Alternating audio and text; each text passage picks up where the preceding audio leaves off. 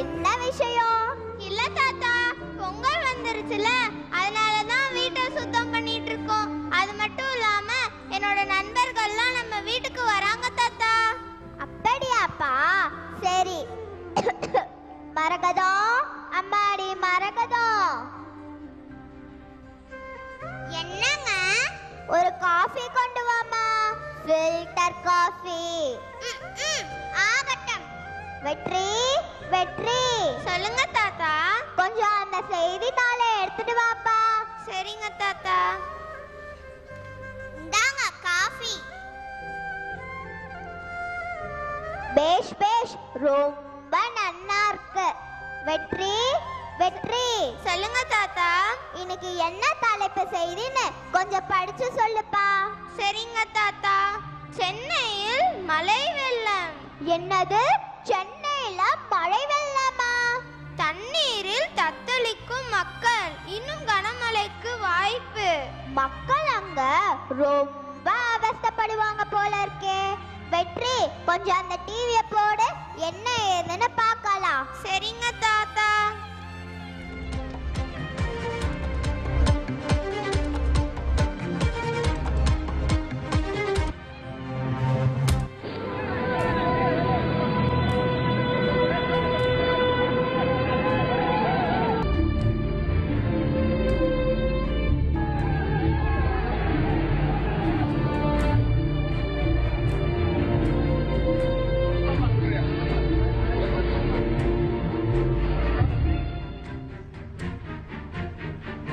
அட கடவுளே, இயற்கைக்கு மாறா இவ்வளவு மழை பெஞ்சிடுச்சா?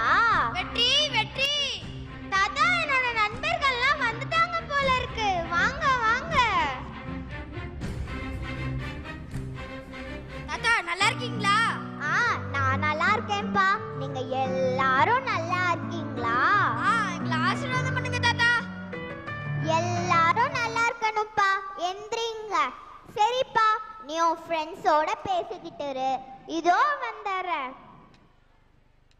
சரி, வாங்க வாங்க, வந்து உட்காருங்க.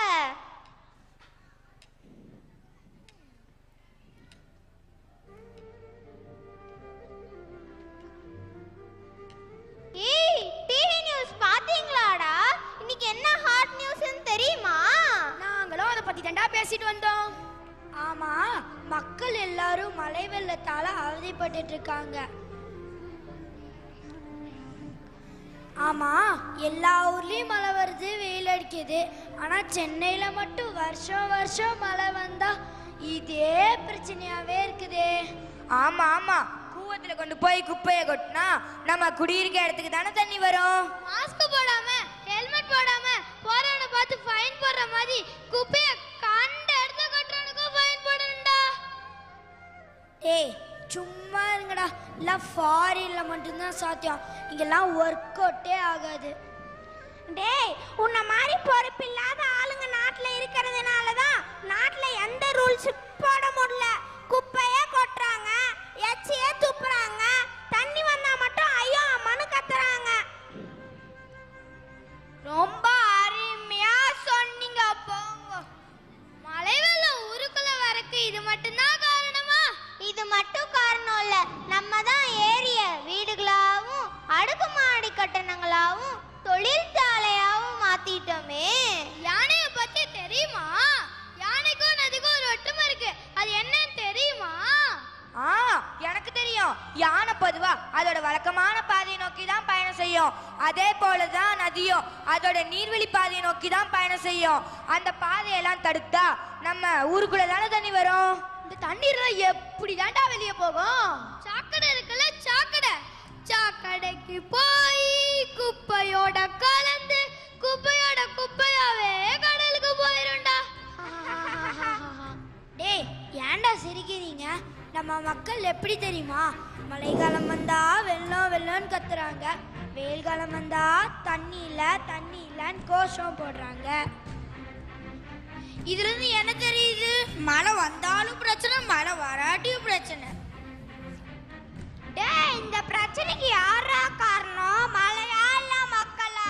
டேய், இந்த பிரச்சனைக்கு நம்ம தாண்டா காரணம். பெரிய பெரிய தொழிற்சாலைகள்லாம் ஒரே இடத்துல இருக்கும்போது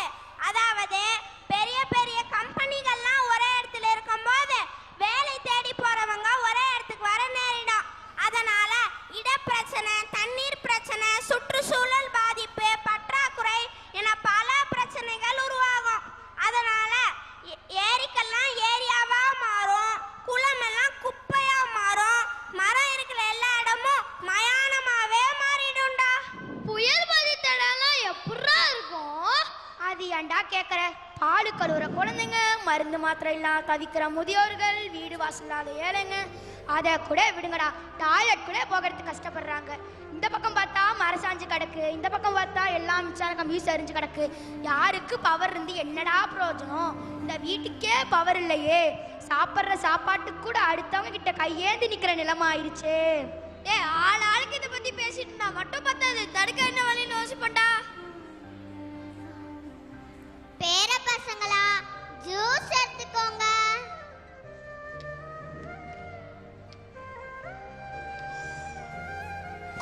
ஆமா, எல்லாரும் என்ன பேசிட்டு இருக்கீங்க?